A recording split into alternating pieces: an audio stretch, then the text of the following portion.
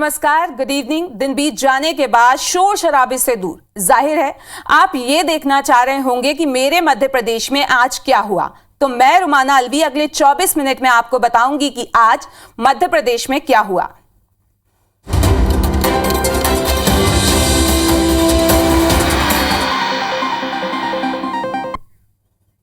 अग्निपथ योजना को लेकर हुए हिंसक प्रदर्शन के दौरान कोचिंग सेंटर्स जुड़ सकते हैं तार। ग्वालियर पुलिस ने कोचिंग सेंटर्स के 10 संचालकों को हिरासत में ले लिया है, जबकि एक संचालक को गिरफ्तार किया जा चुका है।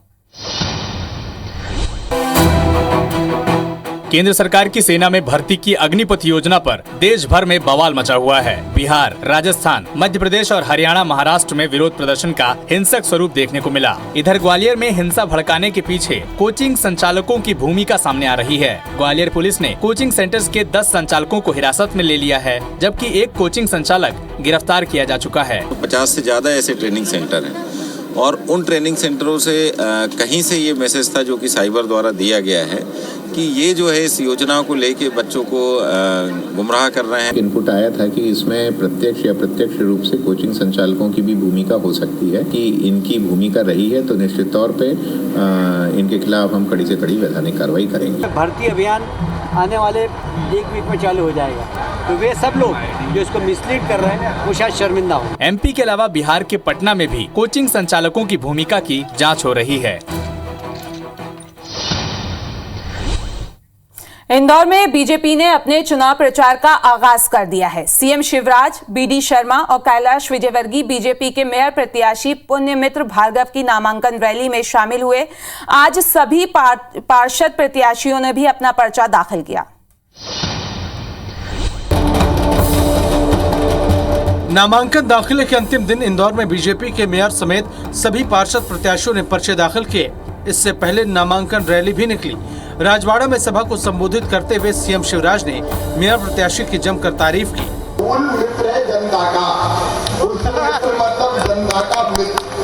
जनता के लिए रहना फूल से ज्यादा कोमल, लेकिन दुष्टों के लिए रहना वज्र से ज्यादा कठोर। सभा को कैलाश विजयवर्गीय और बीडी शर्मा ने भी संबोधित किया। इंदौर के ऊपर एक बहुत बड़ी जवाबदारी है। वो जवाबदारी ये है कि इंदौर सारे अर्बन क्षेत्र का नेतृत्व करे। भारतीय जनता पार्टी के प्रत्याशी भाई पुष्पेंद्र भार्गव जी को प्रचंड बहुमत से जिताकर इतिहास बनाने का काम करेंगे। कांग्रेस मेयर प्रत्याशी संजय शुक्ला पहले ही नामांकन दाखिल कर चुके हैं। बीजेपी प्रत्याशी के नामांकन के साथ ही प्रचार अब जोर पकड़ेगा। जबलपुर में भी निकाय चुनाव का तूफानी प्रचार शुरू हो चुका है। आज सीएम शिवराज और बीडी शर्मा ने आम सभा को संबोधित किया। आम सभा में बीजेपी ने कांग्रेस पर भ्रम फैलाने का आरोप लगाया।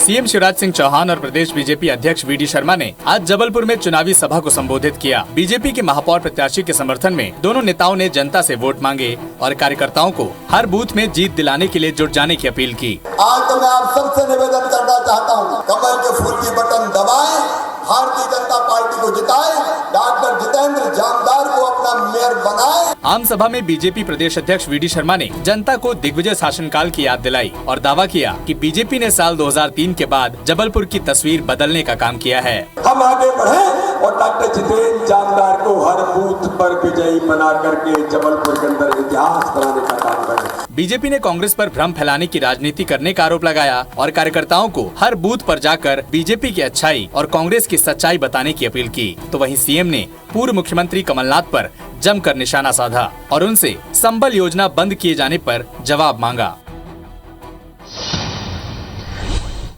ग्वालियर में बीजेपी ने शुक्रवार आधी रात को 66 वार्डों के प्रत्याशियों की सूची जारी की। इससे ठीक 10 मिनट पहले कांग्रेस ने भी 65 प्रत्याशियों का ऐलान किया। जिनका नाम आया ठीक, वरना जिनका नाम नहीं आया उन्होंने बतौर निर्दलीय पर्चा भर दिया। यही हाल बाकी शहरों का भी रहा। ग्वालियर में बीजेपी कांग्रेस ने सूचियों में तालमेल बनाने की कोशिश की। बीजेपी ने 18 सिंधिया समर्थकों को टिकट दिया है। वहीं मेयर दावेदार रही 4 महिलाओं को भी पार्षदी का टिकट देकर संतुष्ट करने की कोशिश की, लेकिन कई बागियों ने निर्दलीय ही फॉर्म भर दिया। कार्यकर्ता की अगर आवाज नहीं सुनी तो भारतीय जनता पार्टी का कार्यकर्ता, एक एक कार्यकर्ता जो है ना सड़कों पर होगा। मैं कांग्रेस को बिलोंग करता था, लेकिन आज मेरे को निर्दलीय रूप में मैदान में आना पड़ा। इंदौर में भी बीजेपी ने बागियों को मनाना शुरू कर दिया है। छोटी मोटी राजी नाराजी कार्यकर्ता की होती है, रूठना मनाना ये परिवार की परंपरा है। कटनी में भी बीजेपी महिला मोर्चा की जिला मंत्री और 2 बार पार्षद रही प्रीति संजीव सूरी ने मेयर के लिए निर्दलीय पर्चा भरा है। उन्होंने मुझे टिकट नहीं दी, नहीं मैं नहीं लूंगी, मैं चुनावी मैदान में उतरूंगी। वो बहुत सोच विचार करके सबकी राय लेकर किया गया। उसी का सुखद परिणाम है कि आज हजारों लोगों का हुजूम कटनी की सड़कों से एक गली से निकल के कलेक्ट्रेट पहुंचा है। अब देखना यह है कि दोनों पार्टियां अपने बागियों से कैसे निपटती हैं। नगरीय निकाय चुनाव में कार्यकर्ताओं के बागी तेवर का सामना कांग्रेस और बीजेपी दोनों पार्टियों को करना पड़ रहा है। टिकट नहीं मिलने से नाराज कार्यकर्ता पार्टी दफ्तर के बाहर जमकर हंगामा कर रहे हैं। मध्य प्रदेश के नगरीय निकाय चुनाव में टिकटों का ऐलान होते ही बीजेपी और कांग्रेस के नाराज कार्यकर्ताओं ने बवाल शुरू कर दिया है। टिकट नहीं मिलने की वजह से कांग्रेस के सैकड़ों दावेदारों ने पार्टी के सभी पदों से इस्तीफा दे दिया है और निर्दलीय चुनाव लड़ने के लिए नामांकन भी दाखिल किए जा चुके हैं। एक जगह के एस्पिरेंट रहते हैं 8-8, 10-10, एक को टिकट मिलती है। जो लोग प्रत्याशी नहीं बन पाए उनको धैर्य रखना चाहिए। नर्मदापुरम निकाय में पार्षद का टिकट नहीं मिलने के बाद रेखा यादव नाम की बीजेपी कार्यकर्ता पार्टी दफ्तर के सामने ही धरने पर बैठ गई। तो इधर देवास में बीजेपी नेता भोजराज सिंह जादौन ने टिकट न मिलने पर जिला बीजेपी कार्यालय के सामने खुद पर केरोसिन डालकर हंगामा किया कि भोपाल सहित पूरे मध्य प्रदेश में भारतीय जनता पार्टी जीतने वाली है। भारतीय जनता पार्टी के महापौर भी बनेंगे और पार्षद भी बनेंगे। फिलहाल दोनों पार्टियों के लिए नाराज कार्यकर्ताओं को साधना सबसे बड़ी चुनौती है। नामांकन दाखिल करने के आखिरी दिन कांग्रेस के बागियों ने जबलपुर में जमकर हंगामा मचाया। वहीं कांग्रेस से बागी होकर आप में मेयर प्रत्याशी घोषित किए गए रईस वली को पार्टी ने बी फॉर्म नहीं दिया, जिससे वली ने अपना आपा खो दिया।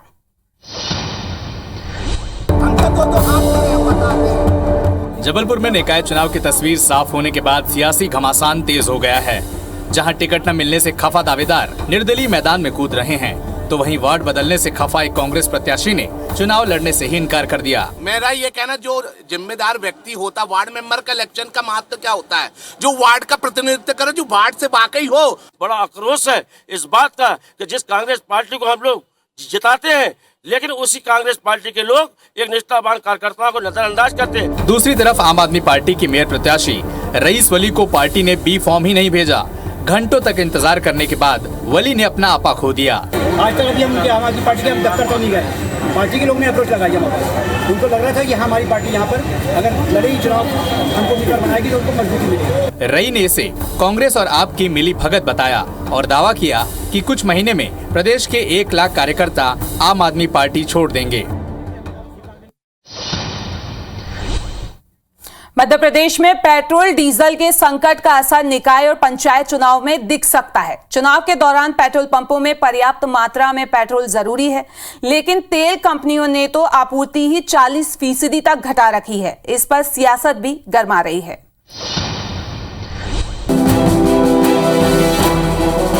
मध्य प्रदेश में निकाय और पंचायत चुनाव सर पर हैं।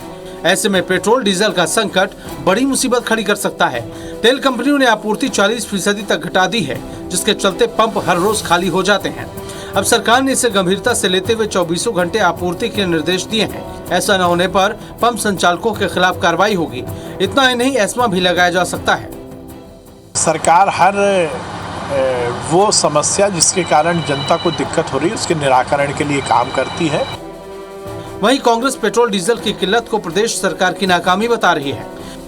डीजल पेट्रोल रसोई गैस के भाव बढ़ा दिए, अब मिल ही नहीं रहा है। ये भी स्ट्रेटजी है मोदी सरकार की। मध्य प्रदेश में रोजाना 2,77 लाख लीटर पेट्रोल डीजल की खपत होती है, लेकिन कंपनियां करीब 1 करोड़ लीटर ईंधन कम दे रही हैं। लिहाजा हालात गंभीर हो गए हैं।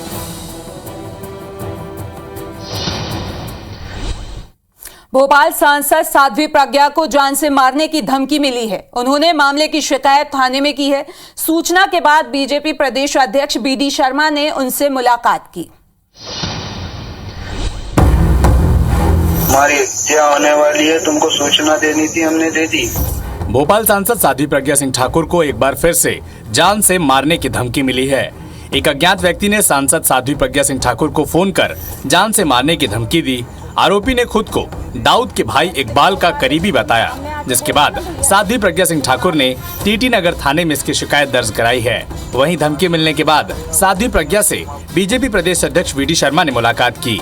वी.डी. शर्मा का कहना है कि साध्वी प्रज्ञा इस तरह के अंडरवर्ल्ड और अपराधियों से डरती नहीं है। ऐसे बहुत आते हैं और चले जाते हैं। वी.डी. शर्मा ने कहा कि मामले की शिकायत की गई है और पुलिस ने मामला संज्ञान में ले लिया है। साध्वी कभी ऐसे लोगों से न डरी है न डरती है। ऐसे धमकी देने वाले बहुत आते हैं और चले जाते हैं, लेकिन उन्होंने ऑफिशियली इसका कंप्लेंट किया है। हर महीने इस तरह के धमकियाँ आती है। ये धमकीबाज है कौन जिसको पुलिस पकड़ नहीं पा रही है? इसमें भी कहीं न कहीं गोलमाल है। फिलहाल पुलिस मामले की जांच कर रही है। शहडोल जिले में भीषण सड़क हादसा हो गया। बारातियों से भरा पिकअप वाहन पलटने से 5 लोगों की दर्दनाक मौत हो गई तो 3 दर्जन से ज्यादा लोग घायल हुए हैं। इनमें 10 लोगों की हालत नाजुक बताई जा रही है।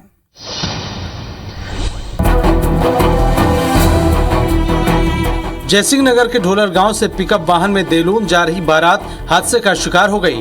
व्यवहारी थाना इलाके के टीकी गांव के पास तेज रफ्तार पिकअप वाहन बेकाबू होकर पलट गया, जिससे 4 बारातियों ने मौके पर दम तोड़ दिया, जबकि एक की इलाज के दौरान मौत हुई। घटना में घायल 36 लोगों का इलाज चल रहा है। तेज रफ्तार में रहा और फिर पलटी खा गया। तेज रफ्तार से सर रोड में अचानक गोलाई में अचानक वो ब्रेक मारा तो पलट गया। सड़क हादसे की खबर मिलते ही कलेक्टर और एडीजी भी व्यवहारी पहुंच गए और घायलों के समुचित इलाज की व्यवस्था की। एक्सीडेंट की सूचना मिली, मैं तत्काल व्यवहारी गई और अपने घायलों को अपने सामने ही हमने स्वास्थ्य सुविधाएं देने के लिए निर्देशित किया। जिला प्रशासन ने मृतकों के परिजन को आदिवासी विभाग की ओर से 10-10 हजार और घायलों को 5-5 हजार रुपए की राशि दिलवाई है। छिंदवाड़ा में शहीद भारत का अंतिम संस्कार पूरे राजकीय सम्मान के साथ किया गया। मंत्री कमल पटेल ने जानकारी दी कि गांव का नाम अब शहीद भारत के नाम से जाना जाएगा।